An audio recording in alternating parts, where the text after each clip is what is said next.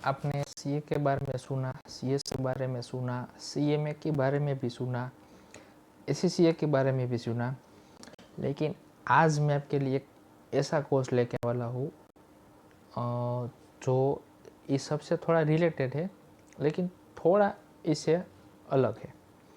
तो क्या अलग है और क्या ये कोर्स है, तो आज इसी वीडियो में हम बात करने वाले।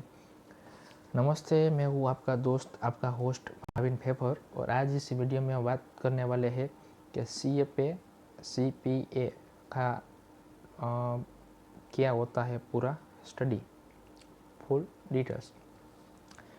चलिए बात करें तो सीपीए पहले, सबसे पहले सीपीए है क्या, तो एक सर्टिफाइड पब्लिक अकाउंटेंट है जो अमेरिका का सबसे क्वालिफिकेशन अकाउंटिंग का कोर्स माना जाता है। ये US accounting, auditing, taxation, IFRS, US जीडब्ल्यूएपी पे आधारित होता है। ठीक है। सीए इंडिया से अलग सीपीए आपका जो इंटरनेशनल वैल्यू रखता है वो आपका सीपीए है।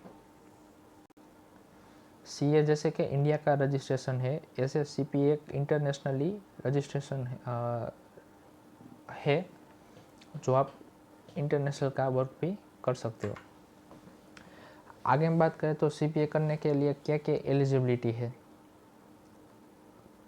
आप सीपीए करने के लिए क्या क्या, सॉरी आज थोड़ा मेरा तबीयत सही नहीं है, थोड़ा ऐसा है इसलिए, तो अभी आपके लिए मैं वीडियोस बना रहा हूँ।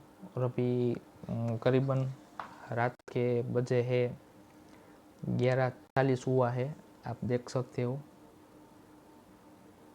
11:40 को मैं बना रहा हूँ आपके लिए videos.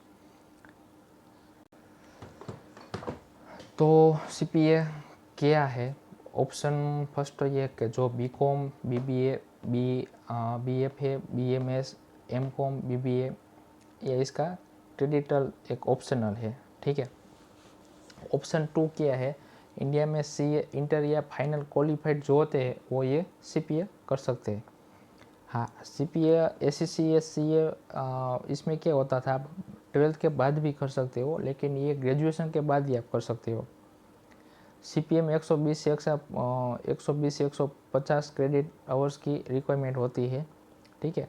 Indian student most eligible हो जाते हैं। आगे हम बात करें तो सीपीए में कितने पेपर्स होते हैं। पेपर्स की हम बात करें तो इधर पेपर्स टोटल 4 पेपर होते हैं। पेपर का एक कोड दिया हुआ है मैंने इस साइड, और इस साइड आपको उसका फुल नेम दिया है। तो एफएआर क्या है, फाइनेंशियल अकाउंटिंग रिपोर्टिंग। एयूडी क्या है, ऑडिट का है। आरईजी क्या है, यूएस टैक्स का और लॉ का है। बीईसी और आईएससी क्या है, बिजनेस एनवायरनमेंट और इंफॉर्मेशन सिस्टम का है। 4 में से किसी भी ऑर्डर में आप एग्ज़ाम दे सकते हो। आगे हम बात करें एग्ज़ाम पैटर्न की, तो कैसे होता है, ये कंप्यूटर बेस्ड होता है पूरा, और इंग्लिश में ही आता है। एमसीक्यू प्लस सिमुलेशन होता है, और राइटिंग का भी आपको आता है। पासिंग की मार्क्स की हम बात करें तो 75/99 होता है। नेगेटिव मार्किंग नहीं होती है, प्लस पॉइंट ये है आपका। ठीक है। एग्ज़ाम टाइम की अब बात करें तो पेपर ड्यूरेशन का, तो हर एक सब्जेक्ट में आपको 4-4 घंटे मिलते हैं। ठीक है। टोटल 16 घंटे का पेपर होता है आपका। टोटल एक ही दिन में नहीं होता है, 50 घंटे का पेपर होता है आपका। सीपीए कोर्स की ड्यूरेशन की हम बात करें तो फास्ट लर्नर के लिए 12 से 18 महीना लगता है। ठीक है। नॉर्मल प्लेस जो साइड में कुछ करना चाहते हो तो उसके लिए 18 से 24 मंथ तक लग सकता है। दूसरी हम बात करें तो सीए से बहुत कम समय में कंप्लीट हो जाता है। फीस की हम इधर बात करें, एक्सपेंस की, तो टोटल इसका कॉस्ट आता है 3.5 लाख से 5.5 लाख तक का आता है। एग्ज़ाम की हम बात करें तो 1.5 से 2 लाख का आता है। कोचिंग की फ़ीस की हम बात करें तो 1.5 से 3 लाख आता है।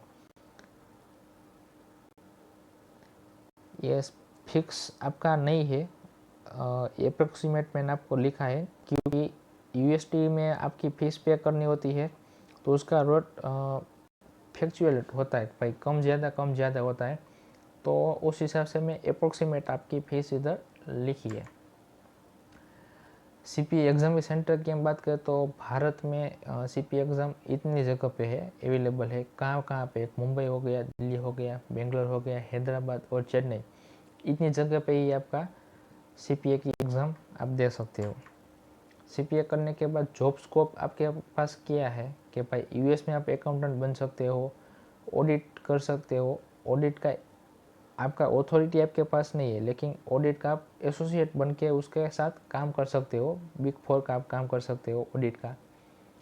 टैक्स कंसल्टेंट बन सकते हो आप, यूएसए का टैक्स भी आप काम कर सकते हो। फाइनेंशियल एनालिस्ट भी आप बन सकते हो, एपीएनएन एनालिसिस भी आप बन सकते हो।